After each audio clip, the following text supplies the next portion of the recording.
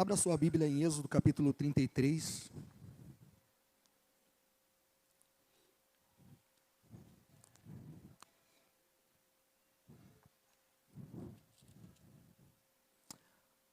Glórias ao Senhor. A igreja pode dar um glória a Deus. Capítulo 33, versos número 1. Quem achou, diga glória a Deus. Amém. Também está projetado aqui na frente, mas o ideal é que você saiba manusear seu exemplar bíblico. Amém.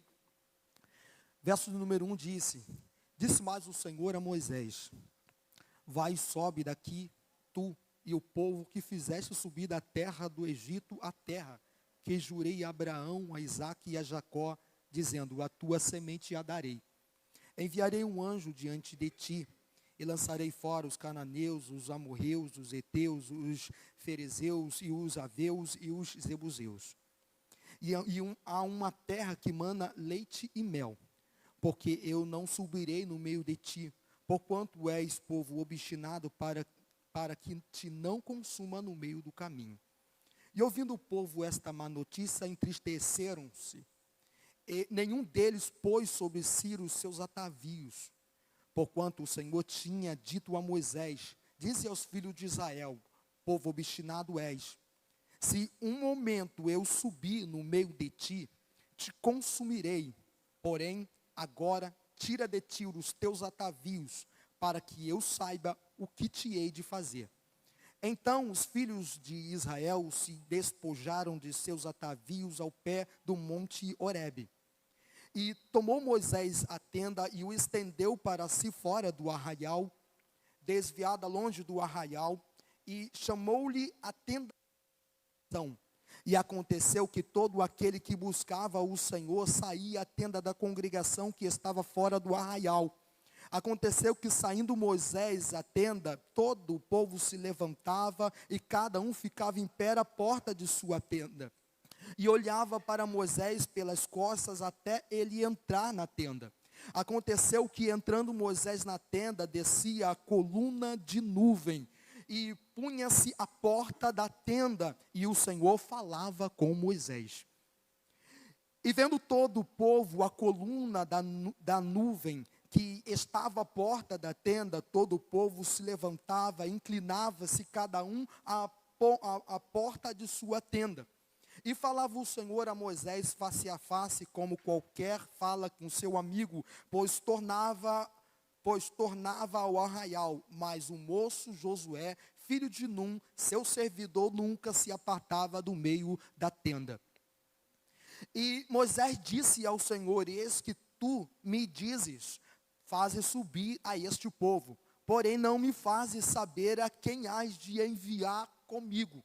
E tu dissestes: conheço-te por teu nome, também achastes graças aos meus olhos.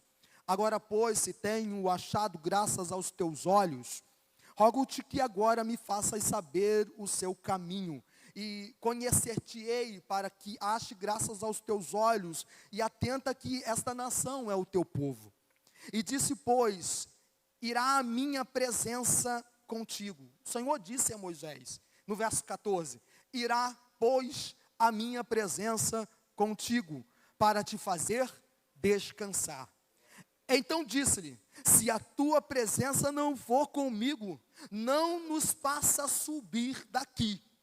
Como, pois, se saberá agora que tenho achado graças aos teus olhos, eu e o teu povo? Acaso não é por andares tu conosco, e separados seremos, eu e o teu povo, de todo o povo que há sobre a face da terra? Então disse o Senhor a Moisés: farei também isto que tens dito, porquanto achastes graças aos meus olhos e te tenho conhecido por nome. Então ele disse: rogo-te que me mostres a tua glória. Moisés pede ao Senhor para ver a sua glória. Verso 19, porém ele disse: eu farei passar toda a minha bondade por diante de ti, e apregoarei o nome do Senhor diante de ti, e terei misericórdia de quem tiver misericórdia, e me compadecerei de quem me compadecer. E disse mais: não poderás ver a minha face, porquanto homem nenhum verá a minha face e viverá. Disse mais o Senhor: eis aqui um lugar junto a mim, ali te porás sobre a penha, e acontecerá que quando a minha glória passar, te porei numa fenda da penha, e te cobrirei com a minha mão até que eu haja passado. E havendo eu tirado a minha mão, me verás pelas costas, mas a minha face não se verá. Senhor, muito obrigado, Pai, por esse texto sagrado. Gostaríamos, ó Pai, de te pedir, Pai, fale conosco, Deus. Palavra de poder, de autoridade, Pai. Que o teu nome seja glorificado nessa noite, Pai. Que, ó Pai, o Senhor venha alcançar os nossos corações, Pai, e atrair cada coração a Ti, de maneira que não haja, Senhor, vestimentas de pecados. Pelo contrário, que haja, Senhor, o adorno da justificação de Cristo, Pai. Todos nós somos pecadores, Senhor. Como diz que não existia um homem sequer na face da terra que fizesse o bem. Foi necessário que o Senhor se humanizasse em Cristo Jesus, subiu ao madeiro para imputar em nós a tua justiça, porque nós não éramos justos, Pai. Portanto, a nossa justiça não consiste naquilo que realizamos, pelo nosso entendimento ou por aquilo como nós caminhamos. A nossa justiça vem de Ti, Senhor. Desejamos o Senhor, ó Pai, desejamos ardentemente que o Senhor fale aos nossos corações, ó Pai. Fale conosco, Pai, palavra de poder e autoridade, Pai, em nome de Jesus Cristo. Amém. Irmãos, pode tomar o teu assento.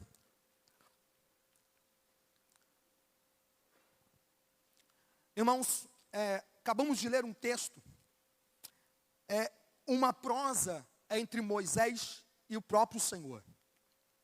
E a Bíblia vai dizer que essa prosa se deu de uma maneira tão íntima, que o autor fala que o Senhor falava com Moisés como se falasse com qualquer amigo, face a face.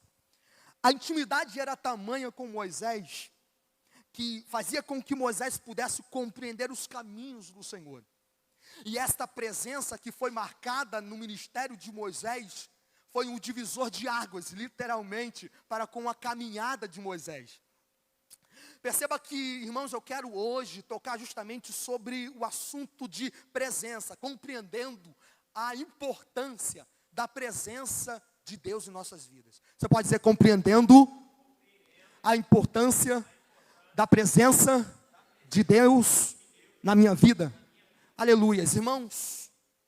A gente vai tentar aqui, se Deus nos permitir, tocar um pouquinho a respeito disso.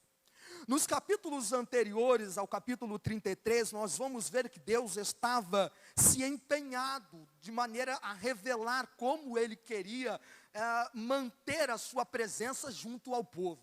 Esse é o grande diferencial do nosso Deus. Ele quer andar no meio, Ele quer andar dentro, Ele quer andar com o seu povo, Ele quer estar relacionando-se com o seu povo, porque Ele tem prazer de estar no meio.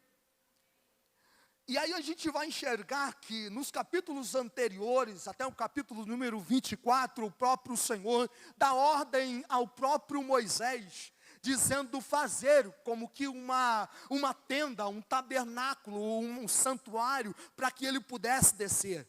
O intuito, a vontade do Pai é que esse santuário estivesse no meio do arraial do povo de Deus. Porque Deus quer relacionamento, Deus quer. Então, a gente enxerga que inicialmente o projeto de Deus é a comunhão plena e comunhão íntima com o seu povo. É que o seu povo venha ter um total apreço pela sua presença, e ao mesmo tempo secreto com Ele. O próprio Senhor escolheu uma nação entre muitas nações, para que de uma forma didática Ele pudesse se revelar, e ao mesmo tempo esse povo conhecê-lo assim como Ele é. A pretensão de Deus é fazer com que esse povo conhecesse cabalmente.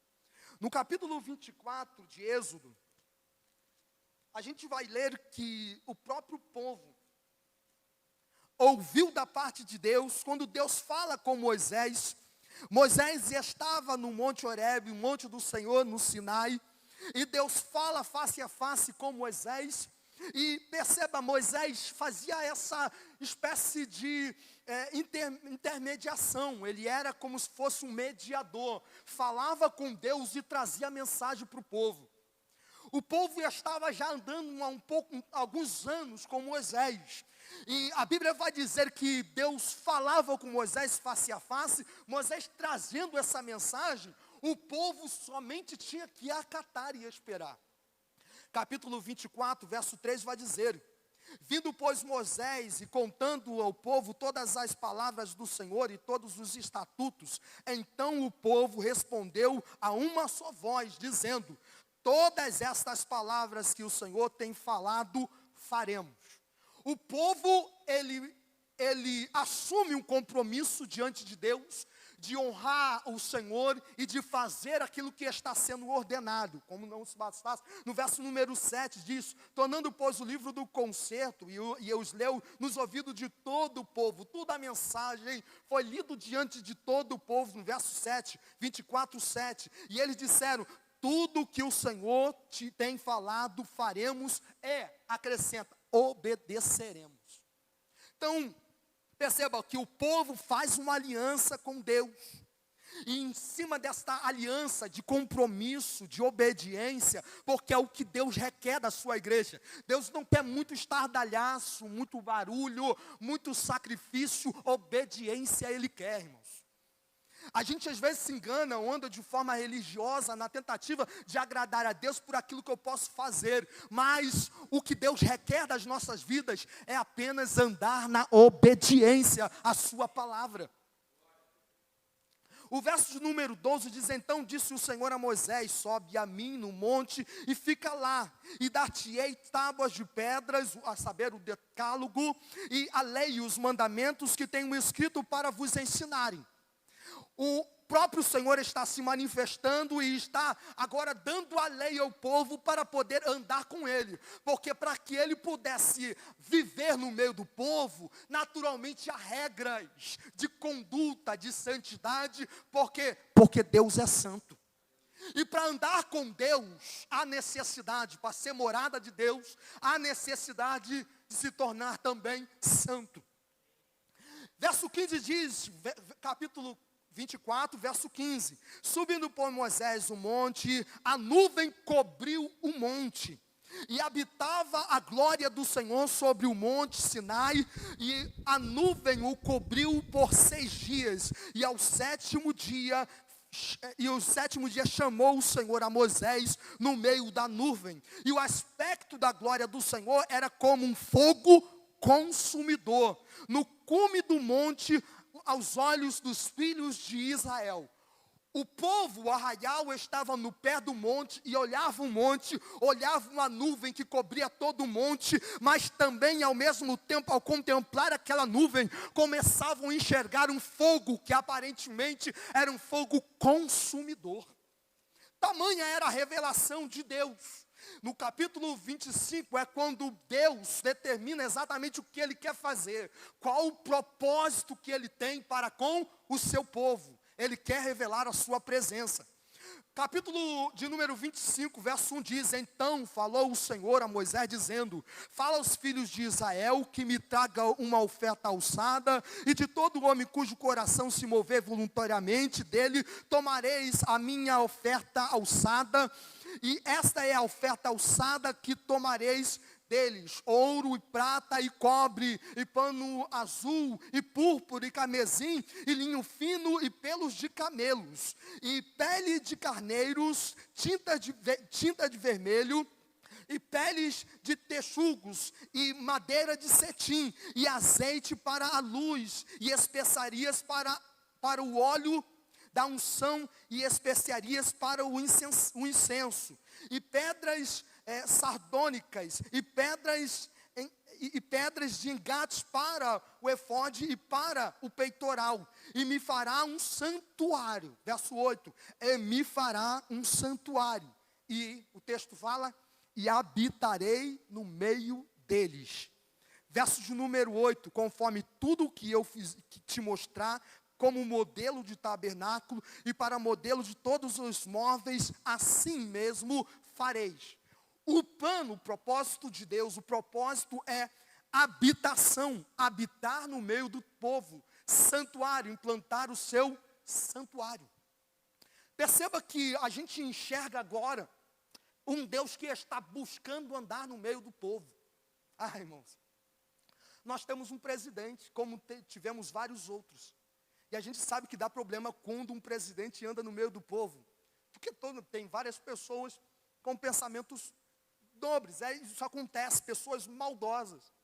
Agora você imagina Deus querendo andar no meio do povo. Deus soberano, com as suas obras inescrutáveis. Soberano em santidade. Irmãos, a sua presença, como foi vista no cume do monte, cobria todo o monte e era como fogo consumidor em santidade. Não é como um homem mortal que a gente pode tocar ou até mesmo atentar contra a vida, mas é Deus querendo andar no meio do povo. Olha isso, irmãos. E aí, capítulo número 25, 26, 27, 28, 29, 30, Deus está ali falando com Moisés no monte, todas as coisas relacionadas ao culto, todas as coisas relacionadas à construção e as ordens das mobílias daquele santuário. Aí a gente entra agora numa parte bem acinzentada da história de Israel. E aí talvez você me pergunte, por quê, irmãos? O que essa passagem é relevante para a minha vida? Por que entender a história de Israel é relevante para a minha vida, né? A primeira carta aos Coríntios, capítulo de número 10, verso 1, vai dizer assim. Posso ouvir um glória a Deus, irmãos? A primeira carta aos Coríntios, capítulo de número 10, verso 1, Paulo vai dizer que toda aquela mensagem, ele nada mais é do que uma forma didática de Deus tratar com o seu povo. O capítulo de número 10, verso 1 diz até o verso 6. Ora, irmãos, não quero que ignoreis que os nossos pais estiveram todos debaixo da nuvem e todos passaram pelo mar. E todos foram batizados em Moisés na nuvem e no mar.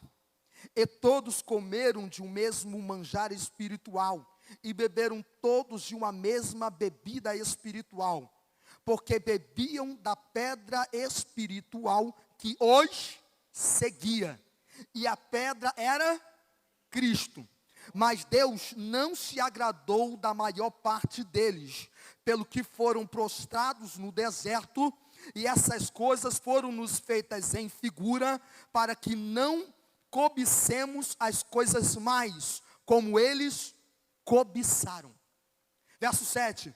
Não vos façais, pois, idólatras como alguns deles, conforme está escrito, o povo assentou-se a comer e a beber, e levantou-se para folgar. Irmãos, aqui o autor sagrado está dizendo que toda essa história de Israel é relevante para as nossas vidas, porque devemos absorver a advertência. Eles caíram, e nós também podemos cair. A gente vê a tamanha glória que havia sobre o povo de Israel. O povo de Israel saiu do meio do Egito de uma forma poderosa. Deus endureceu, foi Deus que endureceu o coração de Faraó para manifestar nele a glória dele, e as 10 pragas caíram sobre o antigo Egito. E a gente enxerga como Deus tomou aquele povo com mão forte, fazendo este povo chegar a o mar vermelho. A Bíblia fala que Deus diz a Moisés, Moisés, por que clamas a mim?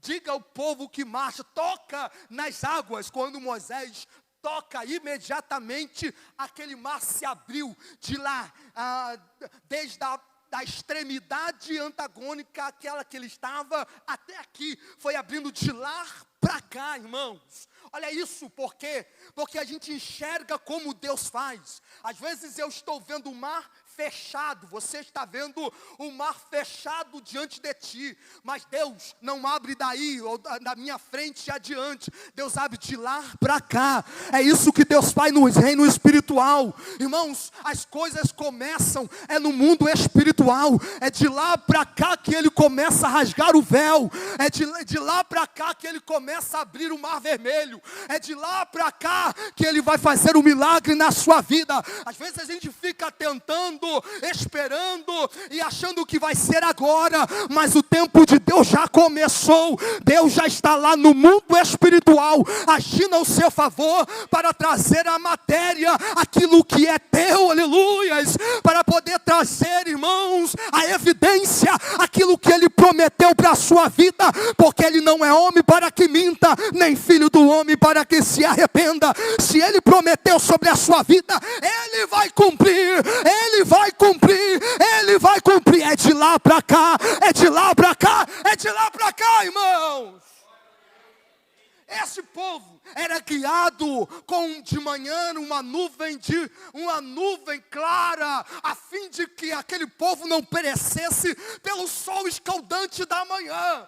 Esse povo também era guiado por uma coluna de nuvem. Esta coluna aquecia o arraial dos santos.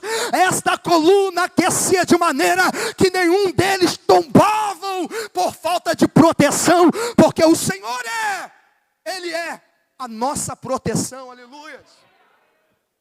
Perceba, irmãos, que agora, no meio do deserto, a gente enxerga o cuidado de Deus. Falta pão, falta comida, e agora Moisés ora e começa a descer. O que é isso? Começa a descer o maná do céu para alimentar o povo de Deus. Moisés, está faltando água. O que Deus faz? Fala como a rocha, uma tipologia de Cristo. Ora, fale como a rocha, porque quando você fala como a rocha, flui rios de águas vivas, flui rios que traz contentamento. Talvez você esteja procurando um mistério, alguma coisa, uma receita para poder se alimentar espiritualmente. Irmãos, o segredo é falar como a rocha. Moisés fala com a rocha, e a água flui, aleluias. A água flui. Moisés está agora sendo direcionado por Deus, conduzindo o povo. E o povo vendo sinais. E o povo vendo manifestações. E o povo vendo que Deus é o Senhor dos exércitos. Um Deus de milagres, coisas extraordinárias. Só que a memória é curta, é isso? Quando a coisa aperta, a gente esquece. E é por isso que o crente precisa não ser um mero leitor da palavra. Ele precisa meditar, porque quando se medita, assimila. E quando se assimila, cria raízes. É por isso que o crente precisa se alimentar constantemente dele, porque quando vem o dia sombrio, a gente não pode, em hipótese alguma, esquecer de quem é Deus. No capítulo a gente leu do capítulo de número 24 até o capítulo número 32, Moisés está no monte, cuidando de assuntos pertinentes à construção do santuário. E aí, a gente enxerga aqui que Moisés tardava. Alguns estudiosos vão acreditar que Moisés ficou ali cerca de 40 dias. O capítulo de número 32 vai dizer que por Moisés tardar, o povo começou a murmurar, achando que Moisés tinha morrido, desfalecido. O capítulo 32 vai dizer assim, verso 1. Mas vendo o povo que Moisés tardava em descer do monte, ajuntou-se o povo a Arão e disseram: levanta-te, faze-nos deuses que vão diante de nós. Porquanto a este Moisés, a este homem que nos tirou da terra do Egito, não sabemos o que lhe aconteceu. Irmãos, verso número 2, é bem emblemático.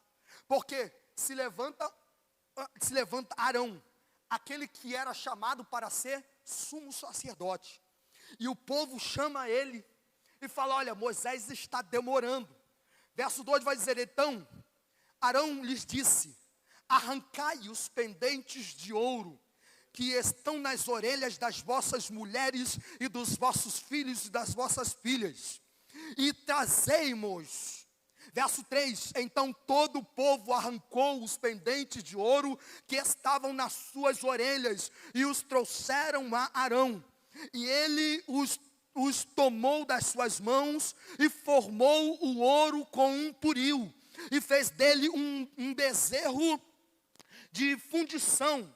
Então disseram: esses são os teus deuses, ó Israel, que te tiraram da terra do Egito. Irmãos, o que o povo está fazendo aqui é atribuir uma ação de Deus a espíritos malignos, a demônios, a atribuir o que é de Deus, uma ação de Deus, a demônios que de fato eram cultuados lá no Egito. A gente começa a enxergar aqui por alguns traços que o povo saiu do Egito, mas o Egito ainda não havia saído dos seus corações e continuavam sendo pessoas obstinadas de coração. Por que, irmãos, esta mensagem? Porque a gente às vezes pode tropeçar no meio do caminho e começar a relativizar aquilo que é sagrado, achando que aquilo que é sagrado, ele é comum. E quando se perde o prazer por aquilo que é sagrado, encara o sagrado como sendo ordinário, naturalmente se perde temor. E quando se perde o temor, Deus se ausenta. E o que é a ausência de Deus, irmãos? Eu aprendi na escola bíblica dominical que a ausência de Deus é inferno. Quando Deus não está, só resta o que é inferno. Irmãos, a gente às vezes espera, né, que Deus estará no negócio, não cumprindo os propósitos de Deus. Pelo contrário, irmãos, Deus não se embaraça com coisas profanas. O texto vai dizer que o povo apela a Arão, dizendo: Arão, por favor, faça-nos deuses. Arão, ele atende o pedido do povo, ele atende o que o povo está pedindo, e ele: dai-me todos os seus brincos de ouro, dai-me aqui tudo aquilo, e ele mesmo começa a fundir como uma espécie de um bezerro de ouro, irmãos. O que era um bezerro de ouro? Querido, no Egito já se adorava deuses com a semelhança no formato moldado como um bezerro ou um boi. No Egito, essa era uma prática comum. Então, a gente vê que chega um momento tenebroso de Israel, que Moisés estava há 40 dias lá em cima, e o povo começou a ficar impaciente pela demora da volta, do regresso de Moisés. Irmãos, isso pode acontecer sim na nossa caminhada. A gente pode voltar as costas para Deus, simplesmente por achar que Ele está demorando. Só que o tempo, o Cronos, o tempo, não, irmãos, Deus não é limitado ao tempo. O tempo dele é diferente, é Kairos, é um tempo perfeito, é um tempo diferente do nosso que é Cronos, aleluias.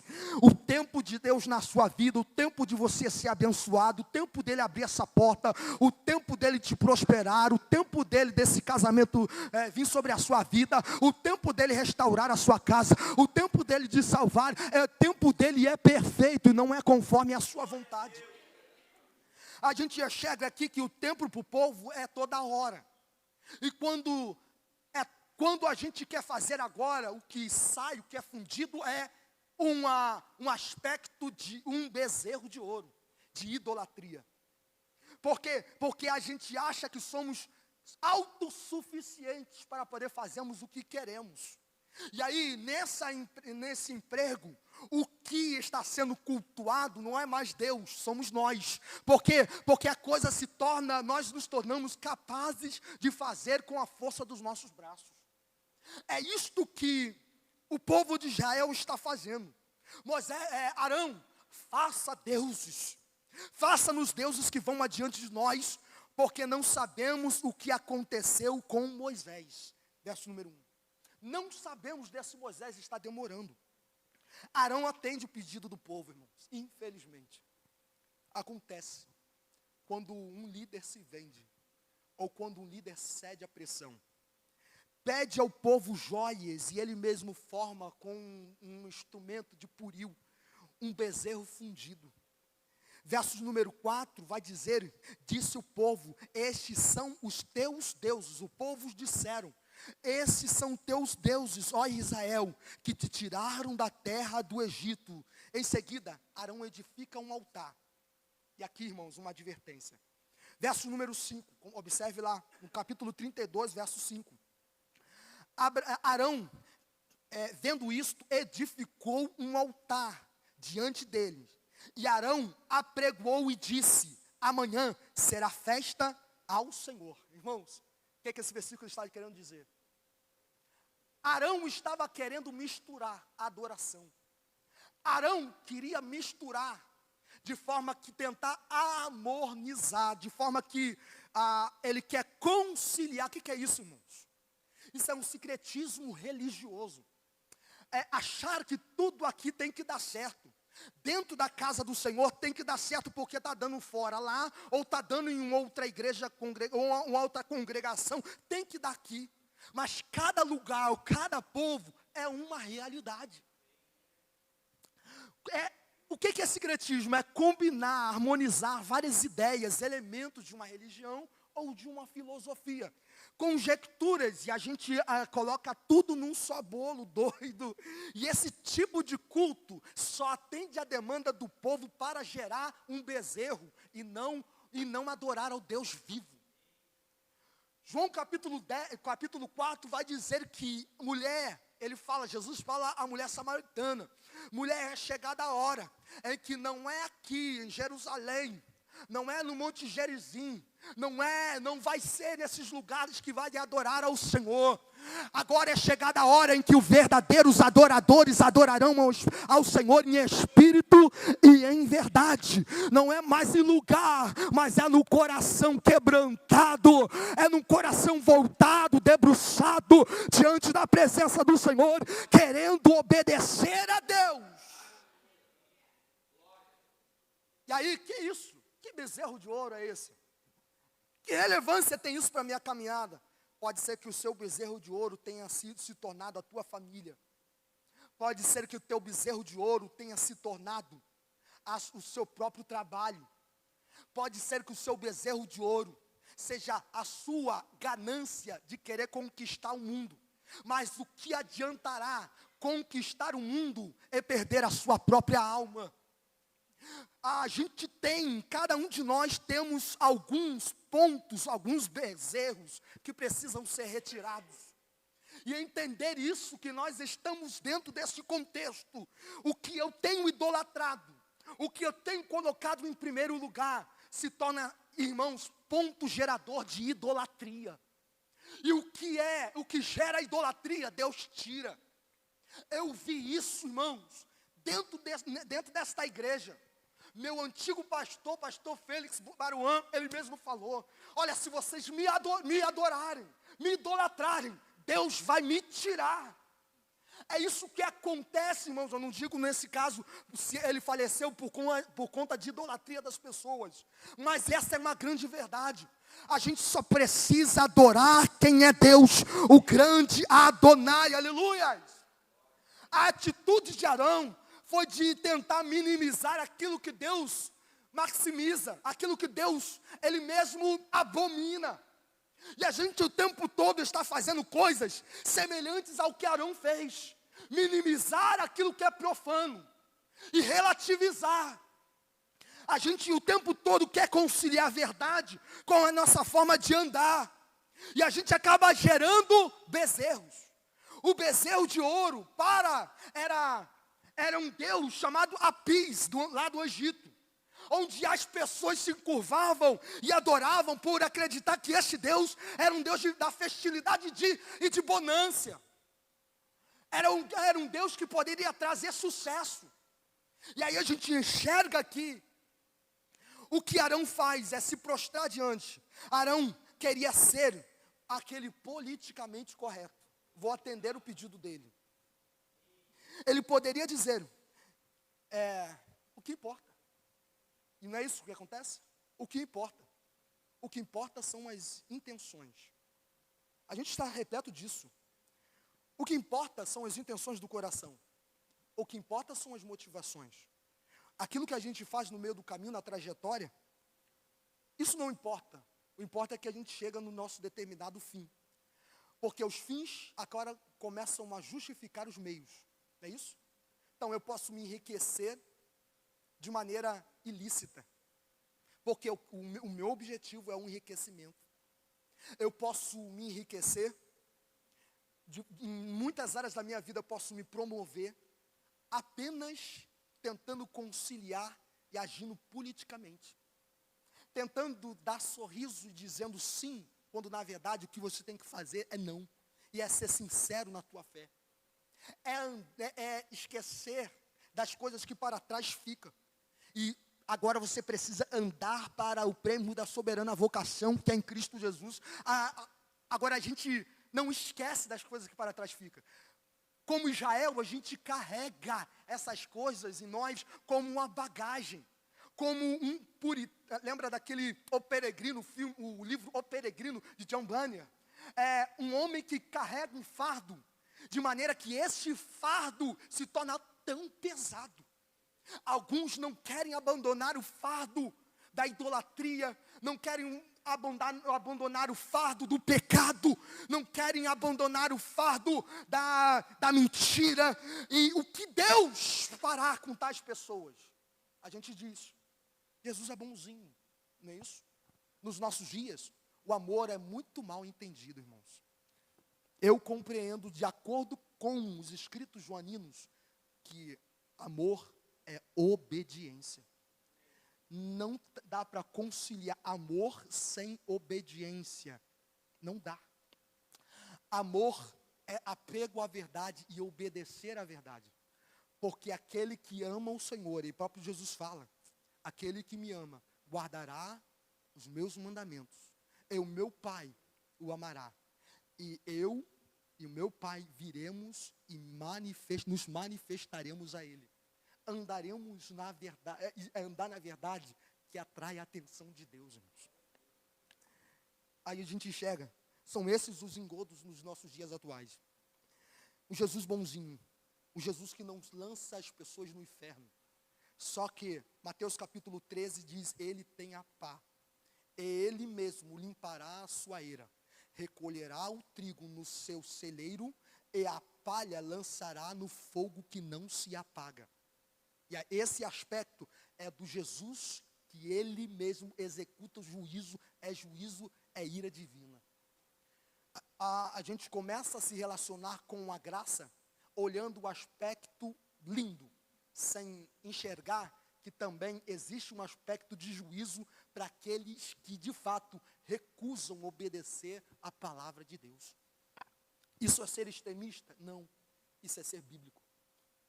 Uma certa feita, há uma pregação, né, de Jonathan Edwards, em que ele diz, ele pregava de forma severa, pecadores na mão de um Deus irado. O seu sermão, lido como todos naquela época liam, fez com que as pessoas se movessem de tal maneira que elas se agarravam nas cadeiras e chorando, acreditando que a qualquer momento elas poderiam provar o juízo de Deus. A verdade, quando ela é recebida, gera em nós temor, de maneira que não é um medo exacerbado, mas é um respeito e a busca por santidade.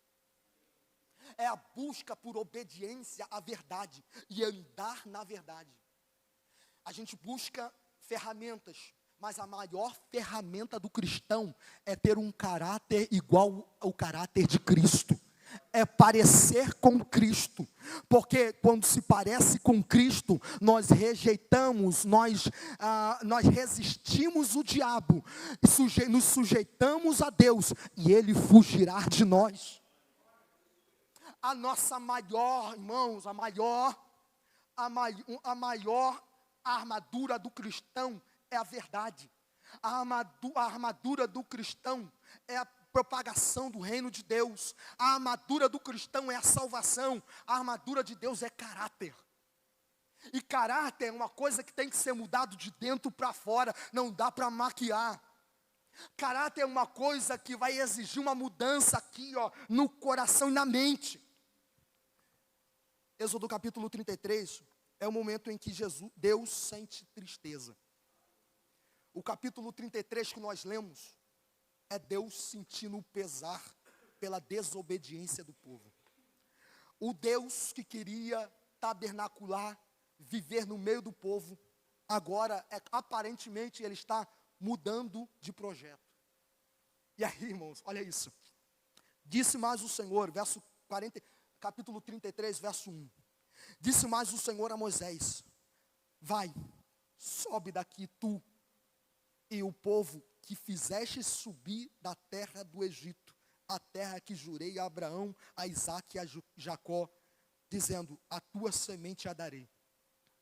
Enviarei um anjo diante de ti, e lançarei fora os cananeus, os amorreus, os heteus, os fariseus, e os heveus, e os jebuseus. Há uma terra que mana leite e mel, porque eu não subirei no meio de ti. Porquanto és povo obstinado, para que não te consuma eu no meio do caminho. E ouvindo o povo essa má notícia, entristeceram, e nenhum deles pôs sobre si os seus atavios. A gente vê aqui pelo menos 3 coisas. Deus aparentemente está desertando, aparentemente, né? Ou desistindo do seu projeto. A gente enxerga questão de divina providência, ele cumpriria o seu projeto, mas numa linguagem humana aqui eu estou, a primeira bênção, a primeira coisa que ele promete aqui, mesmo ele dizendo, não estarei com vocês, mas ainda assim, ele continua sendo o Deus galardoador, que promete 3 coisas ao povo. A primeira coisa, ele promete o cumprimento das promessas e dos seus juramentos. No verso número 1 vai dizer isso: o que eu jurei a Abraão, a Isaque e a Jacó, isso farei. Farei de vocês uma grande nação. Olha isso. A segunda coisa aqui que a gente vê, que mesmo ele dizendo, estarei ausente, contudo ele dá bênçãos. Ele fala, eu darei diante de vós a presença de um anjo. Enviarei um anjo diante de ti e lançarei fora os moradores de Canaã. É isso? Aí a segunda promessa é anjo, uma presença de um anjo. E a terceira promessa a gente vai ver aqui é a posse da terra. Verso número 1, há uma terra que mana leite e mel, porque eu não subirei no meio de ti, porquanto és povo de obstinado para que eu não consuma vocês no meio do caminho. A gente enxerga uma coisa aqui. Deus está dizendo, não vou andar no meio de vocês, porque vocês possuem um coração enrijecido, inclinado ao pecado. Um coração duro. E, irmãos, isso é algo extremamente relevante para os nossos dias. Porque a gente enxerga quando Deus fala, eis que estou à porta e bato. Cristo não está dizendo aos gentios, ele não está dizendo às pessoas que estão fora, lá no mundo. Ele está dizendo a pessoas crentes que se dizem seguidores de Cristo, mas que fecharam o coração para Cristo, de forma que Cristo já não governa as suas vidas. Quem governa é o seu eu, quem governa é a sua capacidade, quem governa é a sua grande eloquência, quem governa é o seu amor ao dinheiro. E Cristo começa agora a estar do lado de fora. E Cristo bate a porta esperando que alguém ouça a sua voz, porque Ele quer entrar. E quando Ele entra para mudar definitivamente. Agora, enxergue isso. O povo reagiu a essa notícia como uma notícia ruim para eles. Eles se entristeceram e nenhum deles pôs sobre si os seus atavios. Porquanto o Senhor tinha dito a Moisés, dize aos filhos de Israel, povo obstinado és. Em um momento, se eu subir no meio de ti, te consumirei, porque agora tiro, pois, os teus atavios para que eu saiba o que hei de te fazer. Então os filhos de Israel se despojaram dos seus atavios ao pé do monte Horebe. E tomou Moisés a tenda e estendeu para si fora do arraial. O lugar agora onde Deus vai falar não é dentro do arraial, é fora do arraial. A arca da congregação, o local onde está sendo colocada a tenda da congregação, fora do arraial. Por isso que a carta aos Hebreus fala: saiamos, pois, a ele fora do arraial. Porque o povo já não consegue mais andar com Deus por conta das suas abominações. Querido, isso é algo extremamente relevante. Porque a gente vai ver dentro da história de Israel, mais lá para frente, o povo sendo deportado para a Babilônia, porque novamente se contaminaram com a idolatria. Em Ezequiel capítulo 10 vai dizer que o próprio profeta viu no meio do templo uma visão de querubins, uma carruagem. Esses querubins como quatro rodas, e no meio dessas quatro, do lado das rodas, serafins, em cima um firmamento, e em cima desse firmamento um trono branco, e um homem sentado, filho do homem sentado sobre esse trono. A visão de Ezequiel era como se aquela situação, o carro do Senhor, a presença do Senhor, e estava saindo do templo, saindo definitivamente, porque o povo estava em perfeita idolatria. Não dá para adorar a dois senhores. Ou nós nos prostramos definitivamente a Deus, e esquecemos, literalmente, dos prazeres da carne, ou nós esquecemos totalmente, dos prazeres que essa vida nos dá. Irmãos, o que a gente precisa é nos abster totalmente, como esse povo fez, tirou os atavios. Porque se isso não acontecer, a gente vai cair nos mesmos laços que o povo de Israel caiu. Naquela noite, foram cerca de 3.000 homens mortos ao fio da espada pelos levitas, por causa da grande idolatria no meio do povo. Moisés, como um intercessor, disse: farei expiação por vós. Moisés sobe novamente, e ele agora fala com Deus. E é interessante isso, irmãos, o apreço que Moisés tem pela presença. Perceba bem, quando Moisés sobe, capítulo 33, verso 12, Moisés disse ao Senhor: eis que tu me dizes, fazes subir a esse povo, porém, não me fazes saber a quem hás de enviar comigo. E tu dissestes: conheço-te pelo teu nome. Também achastes graças aos meus olhos. Agora, pois, se tenho achado graças aos teus olhos, rogo-te que agora me faças saber o teu caminho, e conhecer-te-ei, para que ache graças aos teus olhos. Verso 14. E disse, pois, irás a minha presença contigo, para te fazer descansar. Deus responde à oração de Moisés, dizendo: Moisés, eu estou ouvindo e entendendo a tua sinceridade.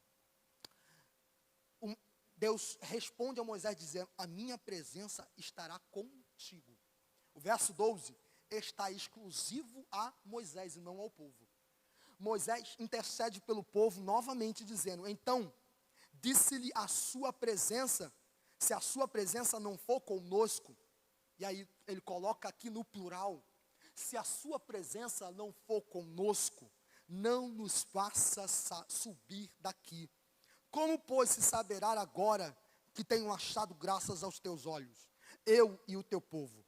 Acaso não é por andares tu conosco, e separados seremos, eu e o teu povo, de todo o povo que há sobre a face da terra? Então disse o Senhor a Moisés: farei também isto que tens dito, porquanto achastes graças aos meus olhos, e te tenho conhecido por nome. Irmãos, a coisa aqui que eu admiro demais é a figura de Moisés na oração. Moisés consegue, no texto pelo menos, mudar a intenção do próprio Deus. Deus já tinha decretado: não irei adiante de vós. Agora Moisés, achando graças aos olhos de Deus, ele consegue mudar de maneira que o próprio Deus diz: irei contigo, mas também irei com o seu povo. Aleluia. A gente enxerga agora que a potência da oração. A oração do justo pode muito em seus efeitos. A oração do justo pode mudar decretos liberados. Aleluia. A gente enxerga isso, vou te dar um exemplo, Ezequias. Isaías foi até ele e disse: põe em ordem a tua casa, porque morrerás. Isaías saiu, imediatamente Ezequias colocou a sua cabeça ao lado e começou a chorar, pedindo ao Senhor por perdão, de maneira que imediatamente o profeta Isaías, ele volta e diz: eu estou acrescentando mais 15 anos. Que efeito, que coisa gloriosa é esse o poder da oração, irmãos. Porque o poder da oração pode atrair a presença de Deus de uma forma nítida e gloriosa. O que Moisés tinha na sua vida era uma total apego à presença de Deus. E isso fazia ele viver uma vida de oração e extrema devoção diante de Deus. Quando ele subia ao Monte Horebe, ele literalmente perdia a linha, irmãos. Ele demorava, por quê? Porque ele orava com Deus incessantemente. O povo, ao ver ele descer, seu rosto brilhava, porque ele estava falando com Deus. E Deus tinha ele como amigo. Essa é a segunda pessoa na Bíblia que Deus chama de amigo. A primeira pessoa era Abraão. Abraão era considerada amigo de Deus. E agora Moisés está sendo chamado de amigo. E ele está achando graça aos olhos de Deus. Moisés fala: Senhor, se a tua presença não estiver conosco, não nos faça sair daqui. Ou seja, Senhor, eu não quero anjo, eu não quero terra prometida, eu não quero bênçãos, eu não quero sinais. A tua presença, ela me traz contentamento, a tua presença me traz alento, a tua presença é o meu tudo. A minha pergunta para você era: a presença do Senhor na tua vida, na tua casa, tem se tornado o teu tudo? Para Moisés, a presença de Deus era tudo para ele. De forma que não tinha mais, não fazia mais lógica. Não tinha mais lógica ele sair daquele lugar sem a presença. Mesmo Deus liberando promessas, bênçãos sobre ele, e ao mesmo tempo dizendo: eu não irei adiante de vocês, porque senão eu consumirei vocês no meio do caminho. Ainda assim, Moisés para e diz: Senhor, se eu tenho achado graça aos teus olhos, não nos faça sair daqui. A resposta de Deus é: Moisés, eu irei contigo na tua presença. Eu irei contigo e te darei descanso, irmãos. Nesse mundo a gente está procurando descanso. Só existe um lugar que o cristão tem descanso: aos braços do nosso bom pastor. Só existe um lugar que nós temos alento. Só existe um lugar no nosso alto retiro, aleluias. Existe somente um lugar onde nós temos descanso, é na presença de Deus.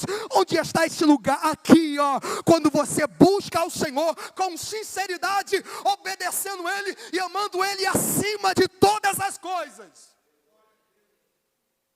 Aleluias. Moisés, eu farei isso. Por quê? Porque você tem achado graças aos meus olhos. Irmãos, mas se você quer bênção dentro do teu casamento, restauração, busque a presença de Deus. Se você quer bênção dentro da sua vida financeira, busca a presença de Deus. Se você quer ter uma vida espiritual extraordinária, busque a presença de Deus. Se você quer ver um milagre acontecer e uma salvação dentro da sua própria casa, que, irmãos, você enxergue que a presença de Deus é algo mais importante para a sua vida, se torne o mais importante para a sua vida. A presença de Deus se torne mais importante do que o meu próprio dinheiro, do que as minhas condições, ou aquilo que eu posso fazer com a força do meu braço. Moisés fala: Senhor, negativo. Porque onde o Senhor está, eu não piso. O problema é que tem crente porque está pisando onde Deus não está.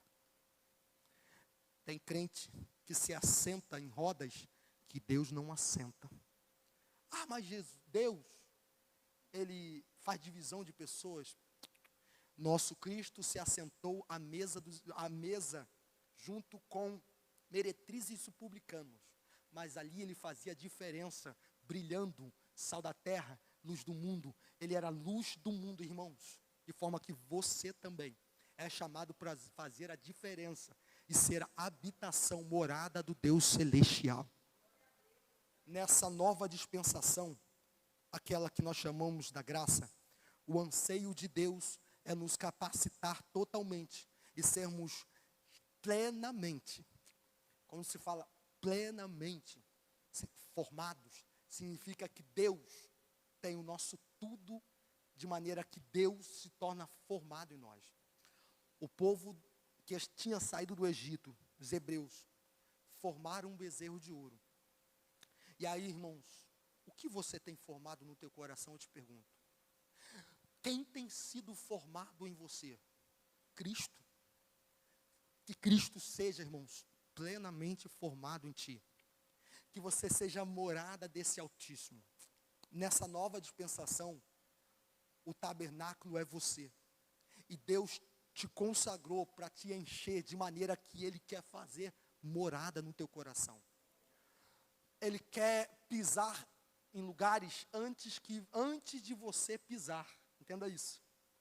De maneira que você se torna, você que é uma acompanhante, porque quem conduz o barco é Ele.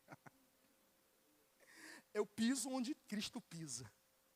Eu ando em conformidade com o andar de Cristo. Eu ando conforme o ritmo dele.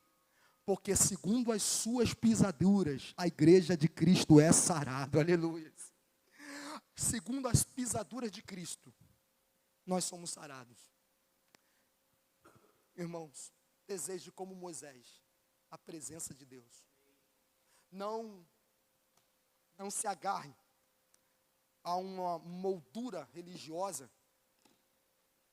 que tipifica um bezerro de ouro, mas se agarre em Cristo e que Cristo seja plenamente moldado em ti, formado em ti, de maneira que agora você se torne em Cristo um verdadeiro tabernáculo para a morada de Deus, onde Deus pode usar como Ele quer, onde Deus pode te soprar como Ele pretender.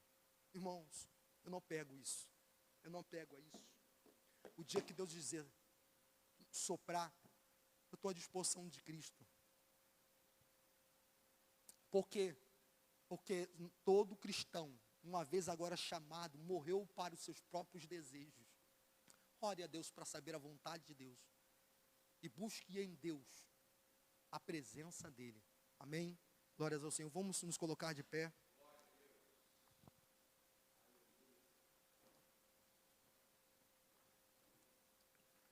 Já vamos terminar, mas não pise onde Cristo não está pisando, irmãos. Não faça o que Cristo não faria. Não olhe como Cristo, de uma maneira que Cristo jamais olharia. Olhe para o Senhor, autor e consumador da sua fé, e você encontrará descanso e presença eterna. Senhor, eu quero te agradecer, Pai, por essa palavra, Deus.